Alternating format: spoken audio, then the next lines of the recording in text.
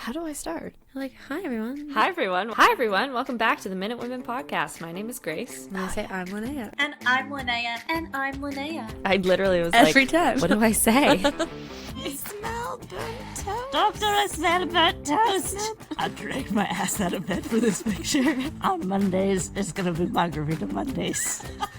Nationwide. And feel that reciprocated enjoyment. Oh my god! It's like we're friends or something.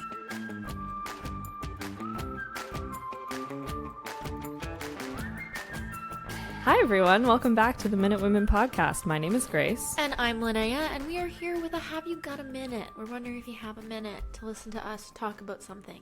I almost knocked my mic over. Yeah, I watched that out of the corner of my eye. It was very scary. It was very close. I'm trying to do real podcast stuff, so I put dampening stuff down, but then it makes my mic wobble. I was going to say, now everything's soft. And the fact that it almost fell like into beer. Yeah. I swear. We're also drinking. It's the first drink, though. But that's real podcasting. Yeah. Drinking is key. Well, we're not white men. No, That's we're not. And if we were white men, then it would be real podcasting. Then it would be real podcast. But we're not Joe Rogan. Dang. If Joe Rogan started a Canadian history podcast, I feel like it would start, because that's the thing with extremism, is they just ease you into it, right? So he would start with like Dr. Penfield and be like, what an amazing man who like managed to conquer the mind physically, da da da da da. But then he'd end up with like Marconi, and he'd be like, and he loved Benito Mussolini, and that's my favorite thing about him. Fascism. Fascism. I was gonna say the stupidest thing, because I was going to say, because it was Joe Rogan, I was gonna be like, yeah, you can't spell heavy without A. And that's kind of true, like A, like EH, but it doesn't say it in order. It's HE, not EH, so. I think it still it's works. Not quite as funny. I know where you're going, though. But yeah, that was the first thing that came to mind. That We would be should what his pitch- podcast is called. Can't spell heavy without A. And then Craig Baird from Canadian History X could like get on his case for Stealing his name. yeah, for copyright infringement. Yes, that's it. That's okay. That's Done. the perfect world. That's the perfect world. scenario. So Joe, if you're listening to this, Start a Canadian History podcast. And maybe stop talking to like billionaires who are talk to the real people. talk to the real The people. little people. More Kanye West interviews. Oh gosh. I do appreciate Kanye West going on Joe Rogan, not because Kanye West has any good ideas, but I do genuinely think he spouts so much insanity that Joe Rogan was like, have I made a mistake? Yeah. Like, have I given a platform to absolutely insanely, criminally insane people? yes. Yes. Yes. Kanye just deleted his Instagram account, which is a big deal. Did you see the music video? No. Oh my goodness. We'll watch it later. Yes, he released a music video. That's really, really frightening claymation. Oh. And it's him murdering Pete. And then burying him and growing roses out of Pete's head. I do imagine him making that and then turning to his fans like, should I tweet this? And they're like, no, tweet. Yeah. And that's really, I think, everything you need to know about the music video. Oh. What? So I've seen the Batman. Oh, yeah, I have not. My Twilight fangirl-ism is coming out, but like Robert Pattinson is the most handsome man in the world, in my personal opinion. He's looking real good. All these red carpet So stuff good. he's done with Zoe Kravitz, like they look, I don't know if they're together, but they've been doing a lot of red carpet stuff for the movie. Yeah. Man, they are beautiful people. Yeah, I don't know if they're together, but I feel like they're just like, we'll leverage this, right? For the movie, for Perfect. sure. Great. Yeah. Pete Davidson was on Jimmy Fallon with Robert Pattinson. Yes. And the entire interview is Pete Davidson being like, I love you, Robert Pattinson. And Robert Pattinson awkwardly sitting on the couch being like, I don't want to get involved with any Kanye shit. Like, you could just tell he's like, I'm not going to say anything to this man. Yeah, he's like, my publicist had a very clear discussion with me, and I'm not allowed to speak to you. Yeah, you are... Fuck you, Jimmy, you for are bringing like me here. radioactive right now, and I cannot touch you, and I don't want to go near any of that. So he's just like, because Pete Davidson is saying the whole time, like, Robert Pattinson, you are like my favorite actor. You are in my favorite movie of all time. Like all this stuff. And he's like going on and on and on about like some of the movies that Robert Pattinson's been in. And Robert Pattinson's like, smiling and like thumbs up. He's like, haha. Nothing verbal. No verbal cues. Nothing that could be recorded and then construed as him. Like, yeah. He's like, yeah. I just imagine him in his brain. He's like, I dated Kristen Stewart, and people then thought that relationship was wild. And it's like, and you just had someone's name branded on your chest, and we're just fine with that, I guess. We're just fine with that. And yeah, like people thought it was crazy that Billy Bob Thornton and Angelina Jolie walked around with vials of each other's blood. That's still crazy. It's crazy, but they did nothing else scandalous. Like, they weren't crazy people. Except for the age difference. Yeah, I guess that's true.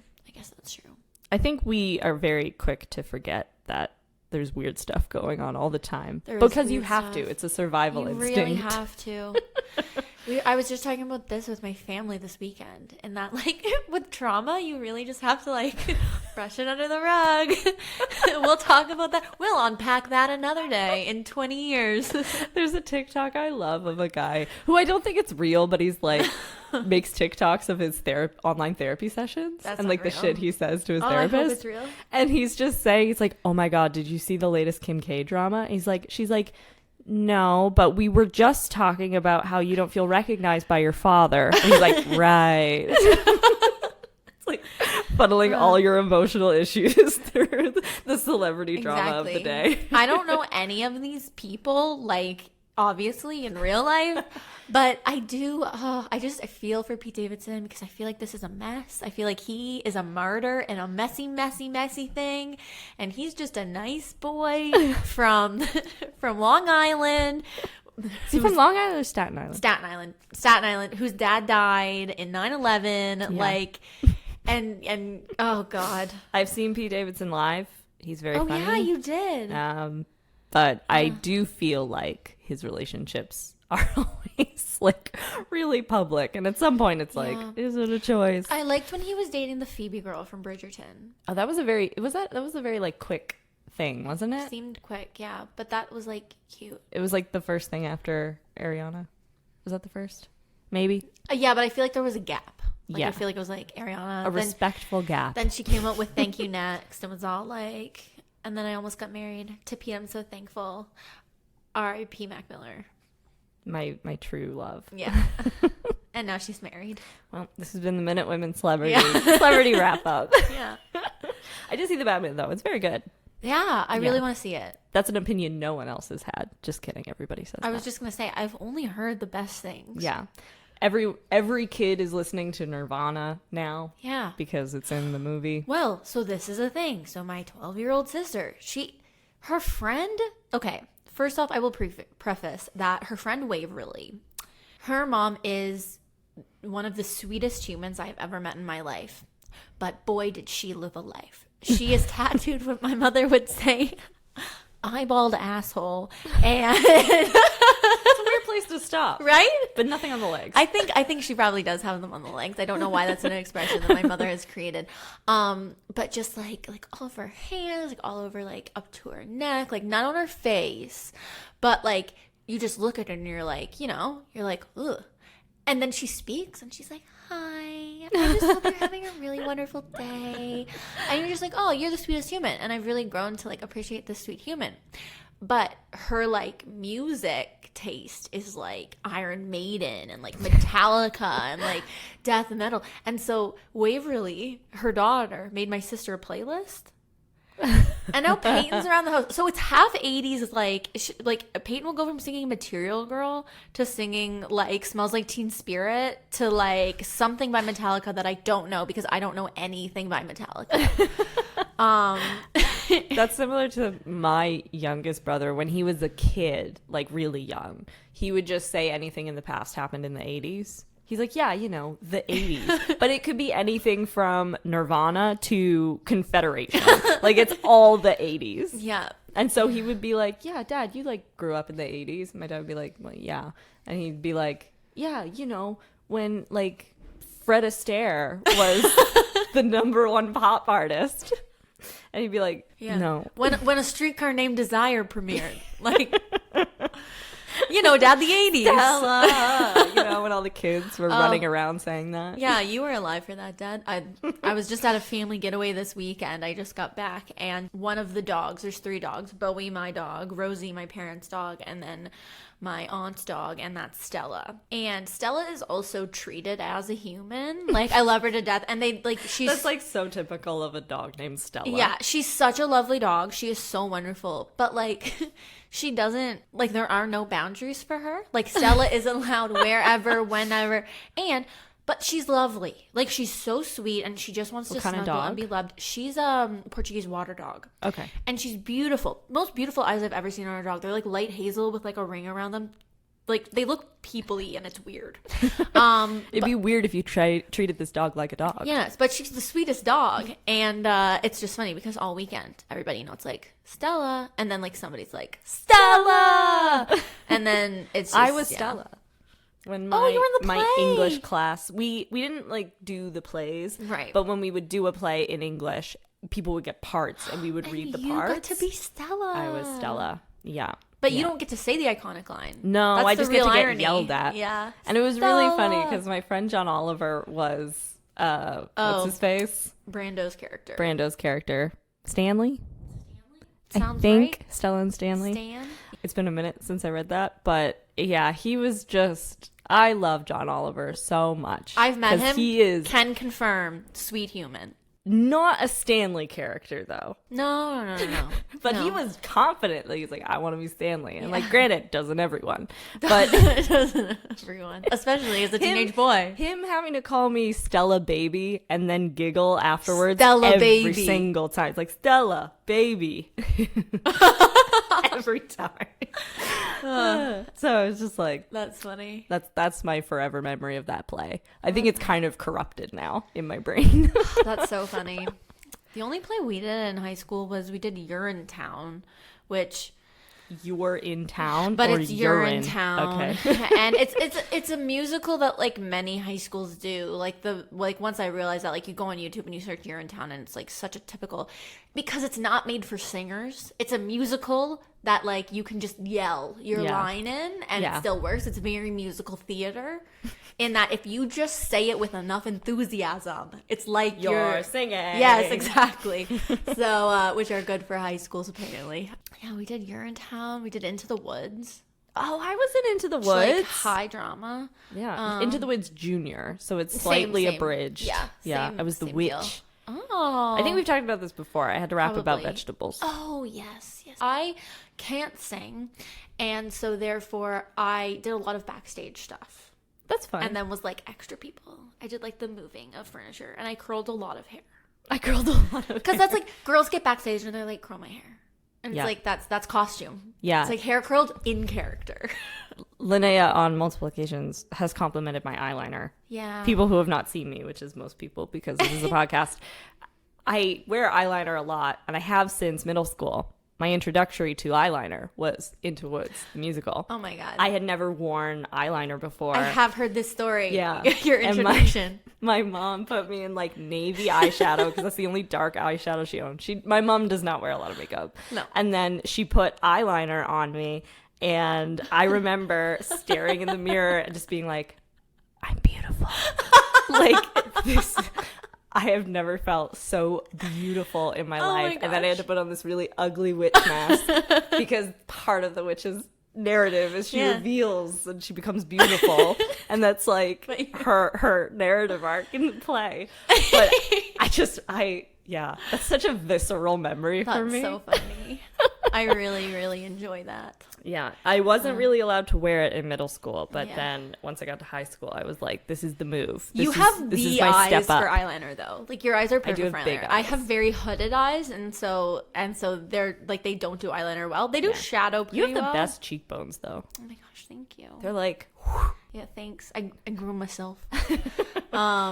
Yes, but my little sister, she's been very into eyeliner. So I've been doing her eyeliner, and I'm getting really good. I realize that it's not that I'm bad at eyeliner; it's that I don't have the eyes for eyeliner. yeah, it's It's the I was American like, oh, dream. that's how it's supposed to look. Like, oh, that's how it works. Yeah, So. it's the American dream. They like sell you on it as if it's for everyone, but like not to say not anybody can wear eyeliner, but like there are some shapes of eyeliner that just will not work. It's true. On certain eyes. Well, I found out that Giselle, help me, Tom Brady's wife, Giselle Bunchwin. however you say her last name, she can't wear eyeliner because she has hooded eyes, and so She's they just gorgeous. give her a lot of shot. Exactly, you can still be beautiful and not have She's hooded stunning. eyelids. You can also come out of retirement when you're Tom Brady. That's so weird. It's so exciting. Is he going back to the Pats? No, he's going back to the Bucks. Okay, But it's okay. It means I have something to look forward to. I don't think the Patriots are going to be very good this year. that's funny. Okay, so I digress. Where were we? I don't know. What are we Where here am to I? do? Well, I'll tell you. Okay, I'm ready. Tomorrow is March 24th. Not in our time, but in podcast I was time. just gonna be like, you're wrong, You're but I incorrect. understand. Tomorrow is March 24th. March 24th is halfway between Ash Wednesday and Easter. Oh, Mid-Lent. yeah. Or as the French call it, Mi-Carême. Okay. And a cornerstone of the Minute Women podcast is the belief that if you put a bunch of Catholics in the woods Yeah. and leave them alone, they'll come up with some really weird traditions. Yeah. We are going to cover one of those really weird Oh, that's traditions fantastic. today That's fantastic. called Mi-Carême. Okay. It's like a tradition that dates back to the Middle Ages. Okay. It dates back to Europe, but Of course, doesn't it all? doesn't at all. Unless you're indigenous and not from Europe. I'm sorry. Not everything does. I apologize. We're going to get canceled. I apologize. Oh God, our podcast's going to get I canceled. apologize. Please don't cancel our podcast. So Mi-Carême, like a lot of traditional traditions, Yes, I'm following.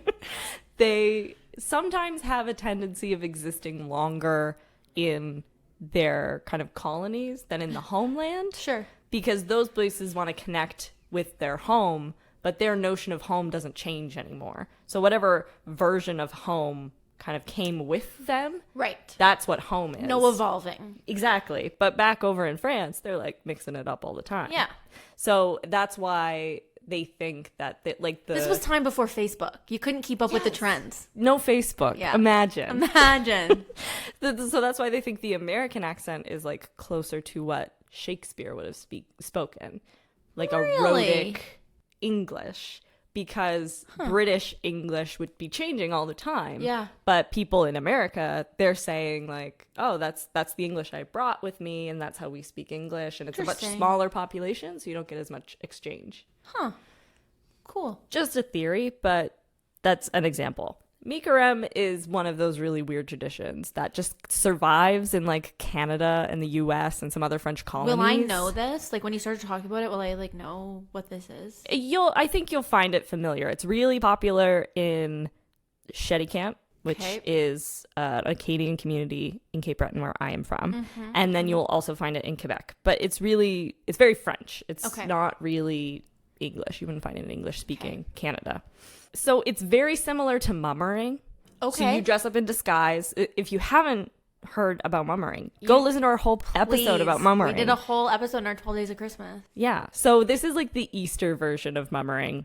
So I will preface this by saying a lot of the sources that I could find about Mi-Carême were in French. And so this is my horrible attempt at translating them. So I may misunderstand some of the nuances of this tradition, and I apologize. One of the earliest records of Mi-Carême that I could find was in 1890, which is in the Parisian newspaper La Presse. Okay. It's the first one. La The Presse. Just this is There's it. nothing else. This is it. And they wrote, the invention of Mi-Carême is a much more recent tradition than that of the carnival. So they're referring to like Carnival, Okay. which is Yeah. Mardi Gras. So which is also within the religious calendar between Lent. Like that's like Fat Tuesday. Yeah, like Mardi so Gras. that's like yeah. the day before Lent. the day before Lent so, starts. So during Lent, which is the 40 days before Easter, you're supposed to, be abstinent. You're supposed to fast. You're supposed to do all this really boring Supposed stuff to pick and go to church a lot. something that you like, that you are going to give up for Lent. Yeah. And more traditionally, it's just everybody's not supposed to do those And things. it's just everything, pretty much. Yeah, like no like fatty foods, no indulgences, no sex, all that stuff. Yeah. Big old X. But we used to like when I was a kid, we'd like do it because it was like yeah. funny. Like it was fun. It'd be like my mom couldn't have tea and she'd always be the first to break. And it was like, yeah, like just silly things like that. Yeah, I can remember giving up stuff for Lent. Like it was normally just like candy. It was always candy. Yeah. But I didn't really have that much candy as a kid. It was like chocolate or something like that. I was like, I'm not going to eat chocolate. And then it's like, there'd be one minor inconvenience. And you'd be like, I'm going to have some chocolate. I got to eat the baker's chocolate in the cupboard. The absolutely disgusting 100% cocoa. Yeah. Just like sitting in the cupboard. Not like breaking your teeth. It's not that I want it. It's the fact that I'm not supposed to have it. Exactly. I'd never eat it otherwise, but it's Lent. You have to understand. Growing up in the church is hard. So yeah, they're saying that Mi-Carême predates Mardi Gras, Carnival. So this is the chunk that's very much translated from French, so I really apologize. Okay. We had very early felt the need to inaugurate by noisy pleasures a long period of abstinence. Gross. Okay. So when faith had weakened still further, it was deemed appropriate to end this long period of deprivation with a halt. The Mi-Carême was created. So Mi-Carême is like March break in the middle of Lent, where they're like, all right, you get one day. Let loose. It's just to one day? Let loose. Yes. Well, it changes over time. Initially, Okay. it's just one day. So this is like a little bit like Tibbs Eve. Yes. Very similar. Very similar. Catholics want an excuse to not follow their own religion. Exactly.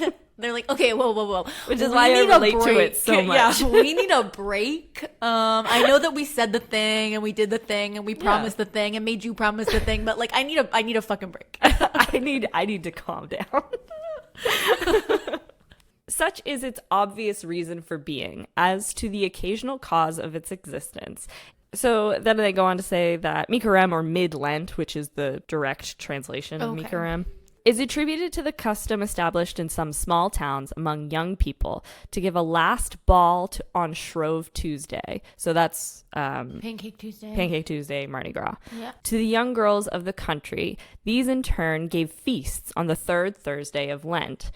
To this was added, especially in Paris, the habit among laundresses, so women who own laundry places, laundromats, if you will, of calling themselves a queen at that time, of disguising themselves and giving a ball in their boat. I don't know what any of that means, other than that they would have parades and people are in disguise. So the ladies like at mummering. and the ladies at the laundromats would have all the clothes. Yes. So they would be where you'd go. And they're like, I'm the queen. Yeah. They'd be like, I'm the queen The because I have the queen of clothes. Mi-Carême. Let's go find a boat and have a party. Okay. I'm into this holiday. Yeah. This custom, a probable memory of the ancient kings of trade, spread from Paris to the suburbs and well beyond. And so this article was written in 1890, and it's already explaining that, like, this is an old thing that we don't do anymore. Interesting. However, you can still find it in towns and, like, small places. rural areas. Yeah. So With laundromats. It's because people stopped using laundromats. Yeah, because by 1891, everyone had their own laundry machine. Yeah, they had those... Like the washboards. Yeah.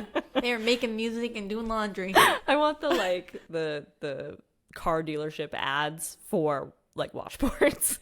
It's like, come on down. We've got washboards of every size. It was my favorite part. One of my favorite parts of The Littlest Mermaid. I thought it was so funny because the crab gets stuck in the tube and they're like trying to do their laundry and the crab's just like...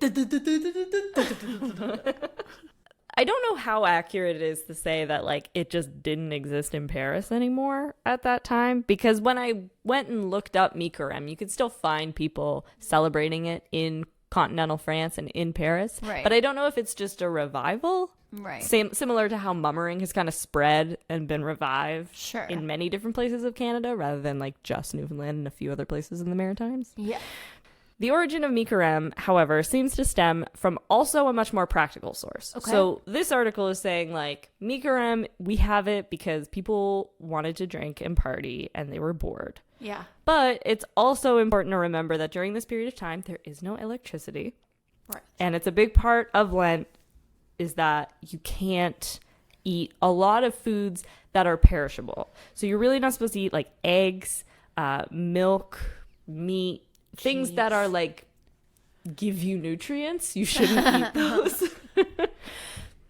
Eggs, especially during this period of time. If you don't like wash eggs, apparently they last for quite a period. Like they can last a couple weeks. Really? Yeah. So like when we wash eggs for the aesthetic, but when you wash the eggs, you're actually like removing a really protective film that's on them, and that's why we have to refrigerate eggs. That are like bleached, basically. Yeah. Eggs. Yeah. But originally, eggs you wouldn't refrigerate them. You'd like keep them in dry storage. In dry storage. Dry storage. But an egg in that state can last a couple of weeks, but definitely not more than 20 days. So Mi-Carême is 20 days into Lent. And so the logic is like a lot of the traditional recipes for Mi-Carême are like egg-based, like pancakes, like things that you associate with Mardi Gras. Use up those eggs. You got to use up those eggs. Otherwise, they just spoil. Oh, like that cake, that weird cake that everybody has for Mardi Gras that you hide the baby in. Oh, yeah. They're plastic baby. bungeses or something? Something Bungeses? like that. I don't know. Special cake, and if you find the baby, Bugles. then you win. But yeah, so it's like an opportunity to take a break from So pastries, Lent. sweets. We're making cake. But we're also going to use up all these eggs. Okay. So there's a practical side to Mi-Carême as well. Symbolically, Lent or Mi-Carême was personified as an old good woman. So in all these festivals, I think that's what they're referring to as the queen. Like there's Okay. almost like a mascot, Okay. and it's like this old good woman. Now, this is also a part that I translated. I apologize for the accuracy of this. But so at Mi-Carême, it was traditional to saw or split the old one in two. So, you know, like the old year dying and like the baby's born. Yeah. This is like for them almost like an old year, new year situation. Sure. And so it's not taken literally. Okay, good. They're not cutting women in half. That's really good. But apparently this custom would allegedly be fulfilled by robbing the houses of old women. Well, that's not nice. I don't understand. That's unkind. I'm like, what is this chaos? That's not nice. Beginning in the 19th century, this part of the ritual is lost. But however, in various French dialects, to split the old woman still refers to Mi-Carême. So some people are like, oh, I'm going to split the old woman. Okay. And that means you're like halfway through Lent.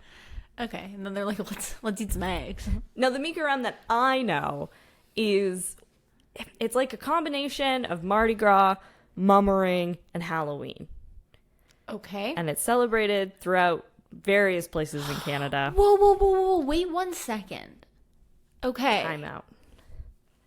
A girl that I grew up with is playing professional soccer in Israel right now, and they're doing this whole week-long thing where you dress up every day. That's interesting. I feel like this is probably a derivative of this somehow.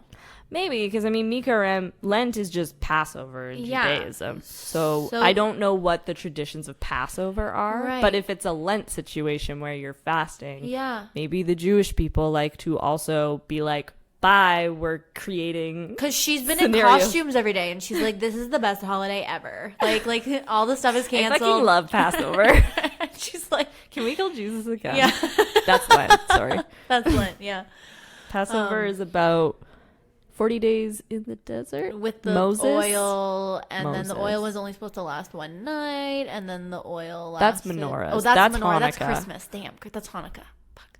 I think Passover is them escaping from Egypt and being lost in the desert for 40 days because Moses, it was 40 years.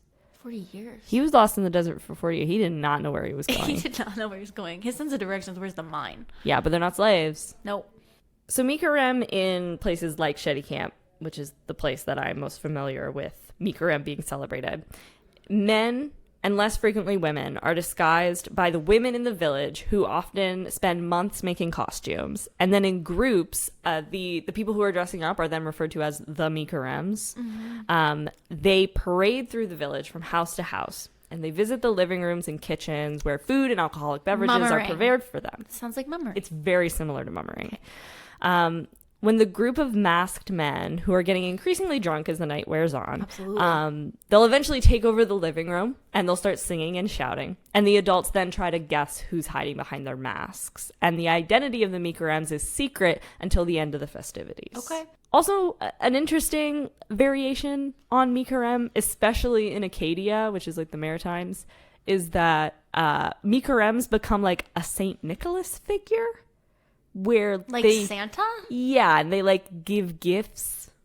So there's one of the Mi-Carêmes who is disguised as an old woman, Yeah. and she One of distributes them. like treats and goods to the children. Mrs. Claus. Yeah. Okay. Bacon all day.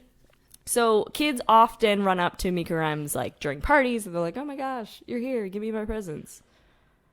So this is just like a big party in the middle of Lent. Yeah, we need a good excuse to have a party, so it better be elaborate. Yeah. Like this we is can't it. just have a party. Yeah, we can't just. We say, can't be sensible like, about it. Have a glass of wine today. Like we're having a couple quarts Yeah, we're going of all whiskey. out. Let's fucking go.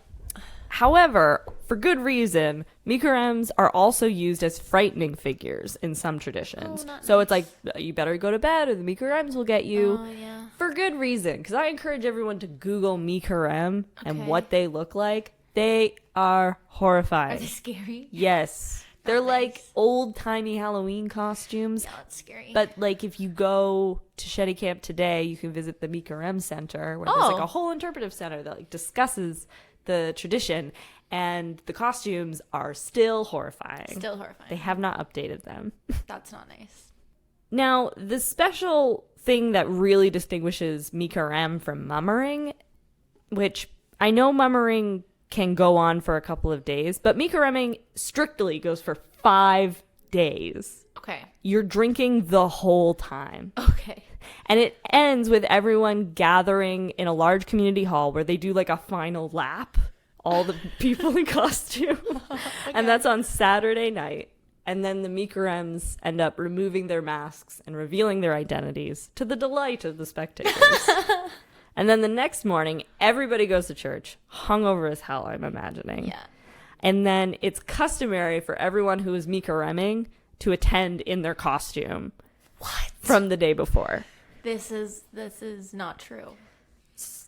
So they just don't get out of their costume. They just party all night and then roll up to church. It's like, it's okay if you show up in your costume. It sounds like Frosh Week. I was just gonna say, this sounds like spring break. Like this It sounds is, like yeah. This is the original spring break. it's like let's do it. Yeah. Let's go. But like mixed with Mardi Gras and Halloween and mummering. And Christmas. And like Christmas, I guess. It's very, and even like New Year's stuff, because they're like, Yeah. yeah, we're splitting the old woman and we're reigning in the new one. It doesn't know what it is. I'm glad there was no like real splitting of women. So if anyone has Mi-Carêmed before, I love how you're now using it as a verb. it's a verb, it's a noun, it's an adjective Yeah. to describe someone. Yeah. But yeah, if you've done it before, let us know how wrong I got this Please. tradition, please. Please. Because these things can't all be true. Maybe they're true in like separate places, but I can't But not all imagine at they're all once. happening at once. No, that's too much. Yeah, It's too much all at once. yeah. So that starts tomorrow, I guess. Okay, well happy 24th is the halfway point Yeah. between Ash Wednesday and Lent. Easter. And well, in Easter. So yeah, during Lent. we're So- only 20 days away from chocolate. Thank goodness. And on that note, thanks, Grace. That was very informative. No problem. We love holidays We here. love 'em. Send in your weird holidays, Oh, please. please. And I your would weird- love to do a whole series on weird holidays. And weird holiday traditions. Yeah. Yeah. Like I've got my mom has close friends in the Netherlands and like there's a Santa and then there's like a bad guy. And so like he's gonna get you. Yeah. And that's like There's- it's weird things like that. Like it's like, oh, like you gotta be good or you'll get got. So behave. It's not cold. It's Yeah. like We it's have like it you too will- easy. You will get taken away from your family and everyone who loves you. Yeah, you're not just going to be deprived of good things. A goblin will eat you in the night. So, Basically. So we'd love to hear if you have any traditions like that. Maybe your parents told you that was true. Maybe Grace and I are just really lucky. But yeah, let us know. That'd be cool. happy Mi-Carême. Happy Mi-Carême. Well, thanks to Grace for bringing that super fun topic. And I'm glad you all hopefully had a minute to listen to us talk about it, even though it was a little more than a minute. But that's okay. It's the name of the show. It's funny. It's punny. And thank you for listening to another episode of the Minute Women Podcast. Make sure you go to minutewomenpodcast.ca where you can catch up on all of our episodes. You'll find all our social media links there. And then please rate and review the podcast on Apple Podcast or Spotify. So you have no excuses. None. Platform is not an issue anymore. And if you subscribe to the podcast, you'll get notified whenever we release a new episode, which is every Wednesday. We're very predictable. Very predictable. And so we'll see you next week. Bye. Bye.